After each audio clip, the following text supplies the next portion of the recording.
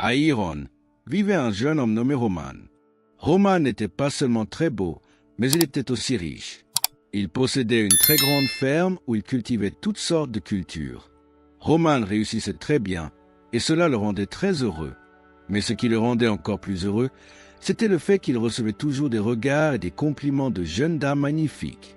En fait, elles se jetaient sur lui tout en professant leur amour éternel pour lui. Cependant, Roman était en couple avec une belle jeune femme appelée Zoé. Zoé était très belle et elle était couturière. Elle réalisait toutes sortes de robes magnifiques et presque toutes les dames du village venaient chez elle pour se faire coudre une robe. Roman et Zoé étaient des amoureux d'enfance.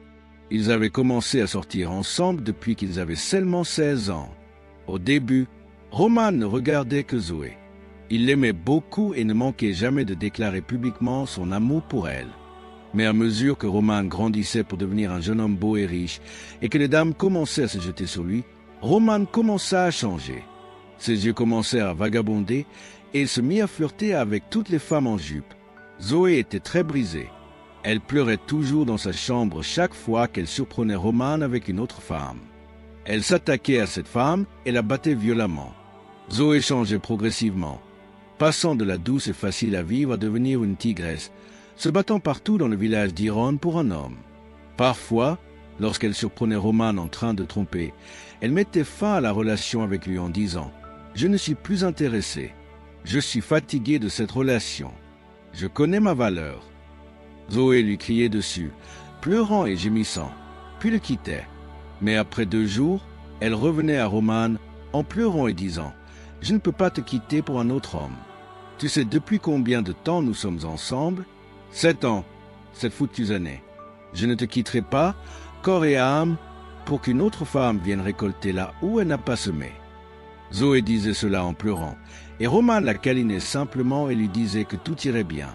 Mais la vérité était que Roman se fichait que Zoé le quitte ou non. Il y avait trop de femmes qui cherchaient à attirer son attention, trop de poissons dans la rivière. Cependant, Roman avait un faible pour Zoé, et c'est pourquoi il n'avait jamais vraiment mis fin à leur relation. Au fil des mois, Zoé continuait de poursuivre et de se battre contre plusieurs dames qu'elle pensait être secrètement en couple avec Roman. Elle avait même perdu de nombreuses clientes simplement parce que certaines de ces dames avaient couché avec Roman et les avaient confrontées et parfois même battues. Zoé était frustrée. Elle voulait que Roman l'épouse. Elle lui avait consacré les 7 dernières années de sa vie et ne pouvait pas s'imaginer avec un autre homme. Donc chaque fois qu'elle parlait à Roman et disait « Roman, quand vas-tu m'épouser ? Je t'aime et je sais que tu m'aimes aussi. Alors quand viendras-tu voir mon père pour demander ma main en mariage ?» Zoé demandait, l'air inquiète. « Mariage ? Qui a parlé de mariage ? Je ne suis pas encore prêt à être marié. Je suis encore très jeune et j'ai toute ma vie devant moi. » Répondit Roman en fronçant les sourcils. « Que veux-tu dire par tu n'es pas prêt à être marié ? Tu es riche. En fait, tu es l'un des hommes les plus riches de ce village. Qu'est-ce qu'il te faut d'autre pour te marier ? De plus, l'âge n'est pas de mon côté non plus. » Répondit Zoé, l'air inquiète. « Tu vois, Zoé, ce n'est pas seulement l'argent qui rend un homme prêt pour le mariage. De plus, je veux encore profiter de ma jeunesse avant de m'installer définitivement. Et si tu penses que le temps n'est pas de ton côté, ou si tu penses que tu ne peux pas m'attendre, s'il te plaît, vas-y et marie-toi à quelqu'un d'autre. Cela ne me dérange pas du tout, pas de rancune. » Dit Roman en fronçant les sourcils. « Comment peux-tu me dire ça, Roman ? Comment peux-tu me dire ça ? Comment penses-tu que je pourrais me marier avec quelqu'un d'autre ? Tu es le seul que j'aime. De plus, ne te souviens-tu pas que nous avons prêté serment quand nous avions seulement 16 ans que nous allions nous marier l'un à l'autre ? » Répondit Zoé en pleurant. « S'il te plaît, Zoé, arrête de pleurer maintenant. Tu sais que je ne voulais pas te blesser, mais je dis seulement que je ne suis pas prêt. Mais si tu peux m'attendre, alors pas de problème. Quant à ce serment que nous avons fait il y a presque combien d'années, crois-moi, cette chose n'a aucune conséquence. Nous l'avons fait en tant qu'enfants ignorants, donc je suis sûr que cela ne tient pas la route. Et si la peur des répercussions du serment est la seule raison pour laquelle tu veux que nous nous marions, alors ma chère, ne te donne pas la peine. Ce serment est sans signification. Je te donne ma bénédiction pour aller te marier avec qui tu veux. » Répondit Roman très gentiment. « Non, Roman, Non, ce n'est pas seulement le serment. Ce n'est pas seulement le serment, mais tu sais que je t'aime. Je veux que nous nous marions. Je t'attendrai jusqu'à ce que tu sois prêt. Je me fiche de combien de temps cela prend. 5, 6, 10 ans. Je t'attendrai, répondit Zoé joyeusement. Et ils rirent et se prirent dans les bras. Après cette conversation, Zoé se sentit mieux. Elle commença à se sentir comme la véritable épouse de Roman après tout. Roman lui avait demandé de l'attendre jusqu'à ce qu'il soit prêt. Alors chaque jour, elle fermait sa boutique pendant la journée et se rendait chez Roman pour accomplir ses devoirs d'épouse. Roman lui avait donné une clé de rechange de sa maison. Alors Zoé allait chez lui pour balayer et nettoyer toute la maison et laver même ses vêtements. Puis allait cuisiner pour lui. Zoé se disait qu'elle ne faisait que pratiquer ce qu'elle ferait éventuellement dès qu'elle deviendrait sa femme. Une fois qu'elle avait terminé toutes les corvées, elle retournait à sa boutique. Mais parfois, elle était tellement fatiguée et épuisée par tout le ménage qu'elle finissait par ne rien coudre ce jour-là. Son commerce commençait à en souffrir. Comme si cela ne suffisait pas, à la fin de la journée de travail, elle retournait encore chez Roman. À ce moment-là, Roman était déjà rentré du travail et elle dormait avec lui avant de rentrer chez elle. Sa mère, Mama B, avait appelé Zoé à plusieurs reprises pour la mettre en garde en disant « Oui, ce n'est pas une femme qui poursuit un homme. Les hommes sont des chasseurs. Ils vont après les femmes qu'ils aiment. Laisse ce garçon Roman tranquille. Non, il ne t'aime pas. Il y a de meilleurs hommes comme John qui veulent t'épouser. Ils donneraient littéralement leur vie pour toi. Pourquoi te forces-tu à être avec un homme qui ne te veut pas? Tu fais même tes devoirs d'épouse pour lui. Ce garçon est un mari de la communauté, dormant avec toutes les femmes en jupe. Écoute ta mère. Ce qu'un aîné voit en étant assis. Un enfant ne le verrait même pas si cet enfant grimpait au plus haut arbre Iroko, dit Mama B, l'air inquiète. Maman, je ne peux épouser personne d'autre. Roman est mon mari. De plus, vous ne le connaissez pas aussi bien que moi. Vous le jugez tous. Roman m'aime vraiment, répondit Zoé en parlant. D'accord, j'ai dit mon mot. Un mot suffit au sage, répondit Mama B en s'éloignant. Mais tous les mots de Mama B tombaient dans l'oreille d'un sourd car Zoé continuait non seulement à accomplir ses devoirs d'épouse pour Roman, mais elle continuait aussi à se battre avec d'autres femmes qu'elle soupçonnait d'avoir une liaison avec Roman. Elle continuait également à rejeter les autres prétendants qui venaient vers elle. Elle attendait patiemment que Roman soit prêt à venir l'épouser. 2 ans plus tard, et Zoé attendait toujours que Roman soit prêt.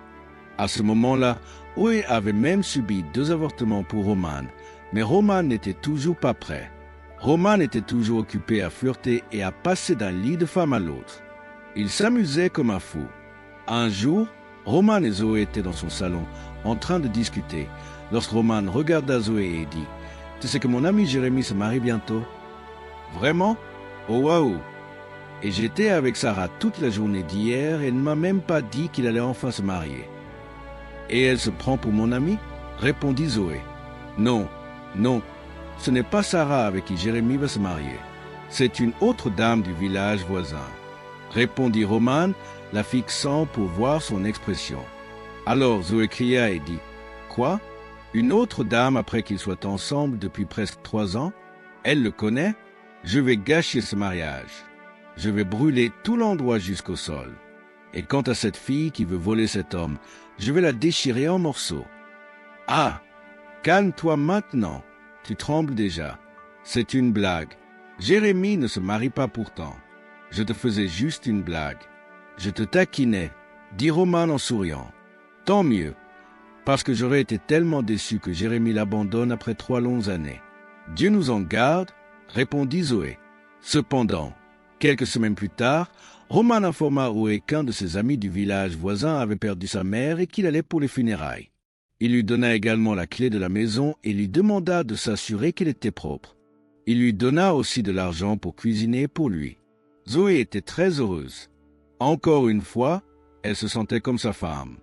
Pendant tout le temps que Roman avait voyagé, elle faisait ce qu'il lui avait demandé.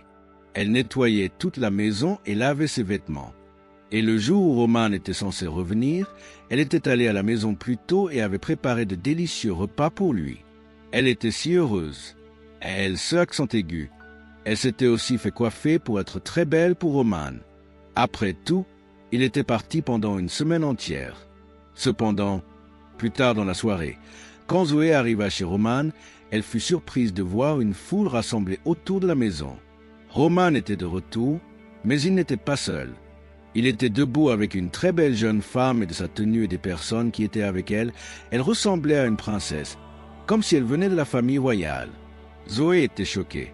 Elle était stupéfaite de voir Roman et la princesse vêtus de magnifiques tenues comme s'ils venaient de se marier. Alors Zoé demanda à quelqu'un à côté d'elle ce qui se passait et le passant lui dit que Roman s'était marié avec la princesse Sophie, la seule fille du roi Alan du village d'Elnu. Zoé était abasourdie. Elle ne savait pas quand les larmes avaient commencé à couler de ses yeux. Elle était émotive, avec beaucoup d'émotions qui la submergeaient en même temps. Une partie de son esprit lui disait d'attaquer la princesse Sophie et de la battre violemment comme elle avait battu d'autres femmes. Mais la partie raisonnable lui disait de rentrer chez elle à la place, car elle savait qu'elle ne pourrait pas mettre la main sur la princesse ou même sur Roman. Si elle le faisait, sa tête ne resterait pas sur son cou à la fin de la journée. Alors Zoé se retourna et partit chez elle honteuse. Lorsqu'elle rentra chez elle, tout le monde avait entendu, sa mère et ses sœurs. Elle la regardait tout en état de choc. Zoé alla directement dans sa chambre. Elle pleura et sanglota abondamment. Elle se sentait comme une folle. La voici, nettoyant et cuisinant pour Roman et même lavant ses vêtements. Elle lui était occupée à se marier avec quelqu'un d'autre. Elle se souvint maintenant de comment Roman lui avait raconté une histoire sur Jérémie se mariant avec quelqu'un d'un village voisin. Et puis elle comprit qu'il faisait simplement référence à lui-même et la préparait à ce qu'il allait faire. Roman l'avait trompée. Il l'avait utilisée pendant 8 ans et l'avait larguée après qu'elle ait eu 2 avortements pour lui. Elle pleura et pleura amèrement. Après un moment, Zoé ne put plus le supporter. Alors elle décida d'aller confronter Roman elle-même. Heureusement pour elle, en arrivant chez Roman, elle le vit dans l'enceinte et elle dit alors « Roman, Roman, comment as-tu pu me faire ça? Après tout ce que j'ai fait pour toi. Roman, 9 longues années. Et c'est comme ça que tu veux me rembourser? Roman, que Dieu te punisse. » Dit Zoé en pleurant abondamment. « Je suis tellement désolé. Zoé, je sais que tu as été bonne avec moi, mais je suis le problème. Tu n'es pas le problème. Tu es trop bonne pour moi. S'il te plaît, trouve dans ton cœur de me pardonner. Essaie de passer à autre chose. Tu es une très belle femme et tu es une bonne femme aussi et je suis sûr que tu trouveras un homme à toi plus tôt que tu ne le penses. De plus, si nous nous marions, il n'y a rien à attendre. Il n'y a plus d'étincelles ou de feu dans notre relation. Je crois que nous serions mieux avec d'autres personnes qu'avec nous-mêmes, répondit Roman ressentant de la tristesse. Ah, Roman, Roman, le feu te brûle là, l'étincelle te brûle là.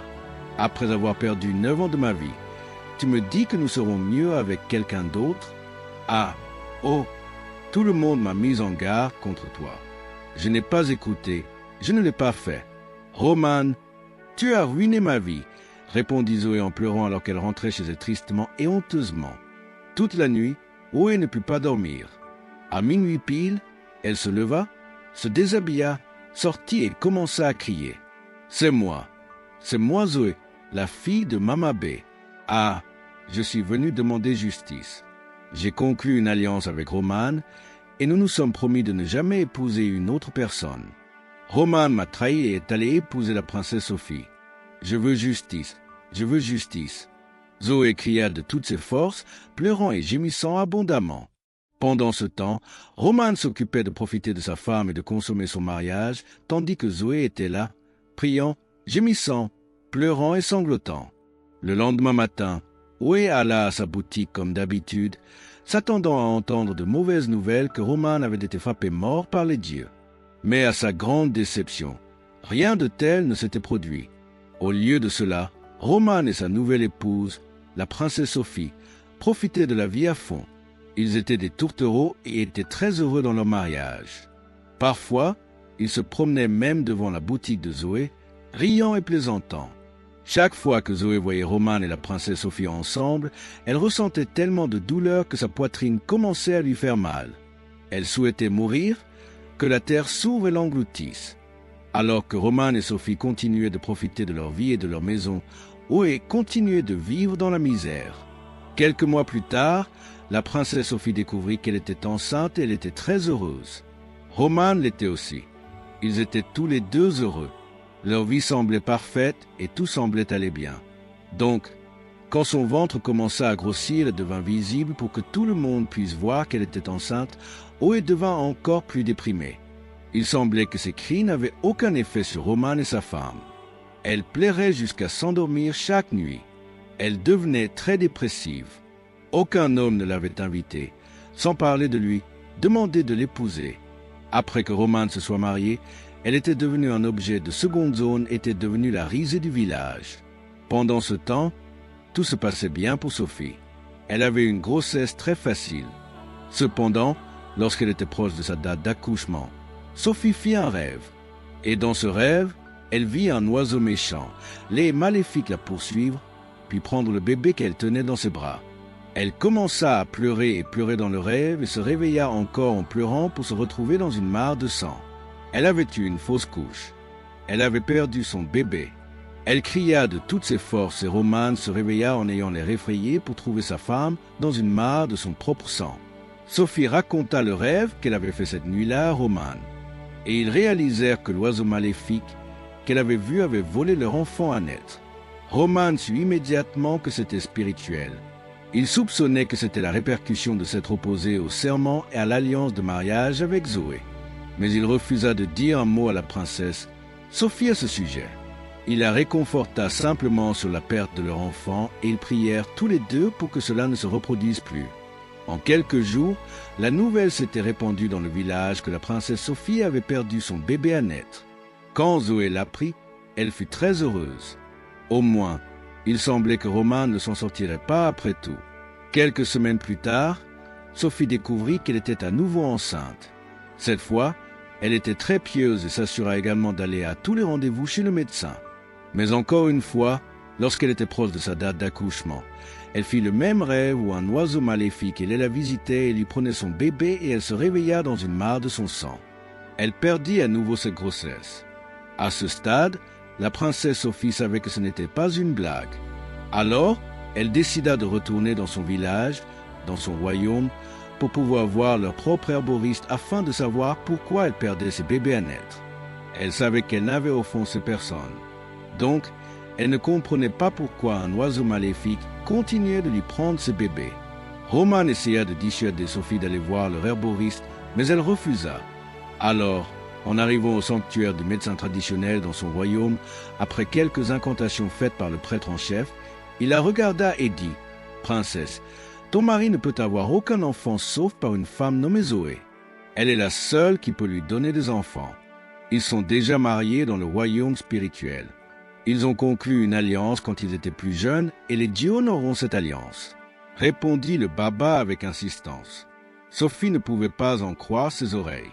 Elle remercia le baba et rentra chez elle. Dès qu'elle arriva chez elle, elle commença à faire ses valises.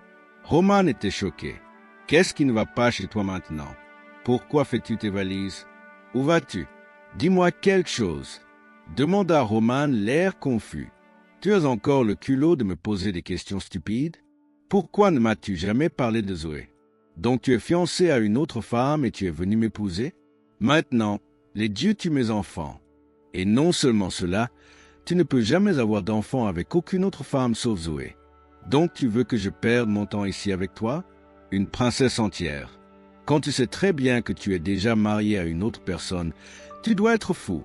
Tu n'as même pas peur. » cria la princesse Sophie en partant en colère. Roman ne savait pas quoi faire. Il était confus. Quelques jours plus tard, la nouvelle s'était répandue que la princesse avait quitté Roman pour de bon parce qu'elle avait perdu 2 bébés et que le médecin traditionnel avait dit que Roman en était la cause. Roman se sentit tellement embarrassé.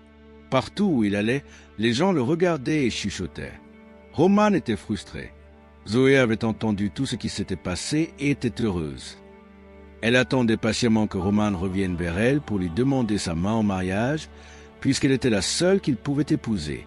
Et en vérité, après quelques mois, Roman vint pleurant et suppliant et bien sûr, elle lui pardonna et ils se marièrent tous les deux.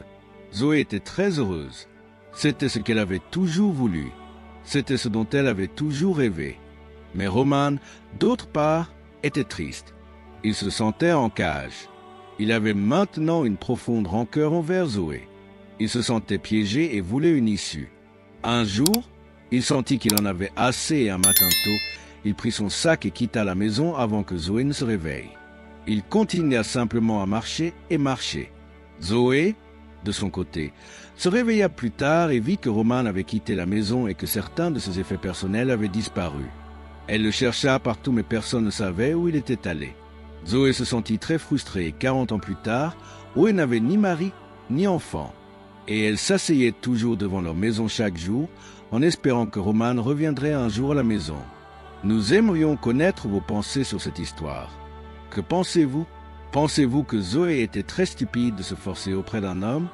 Et comme si cela ne suffisait pas, même après que l'homme ait fait ses valises et soit parti, elle l'attend toujours 40 ans plus tard. Qu'en pensez-vous? Est-ce de l'amour ou de la stupidité? Merci de partager vos réflexions avec nous dans la section des commentaires. On se revoit dans la prochaine histoire. Au revoir.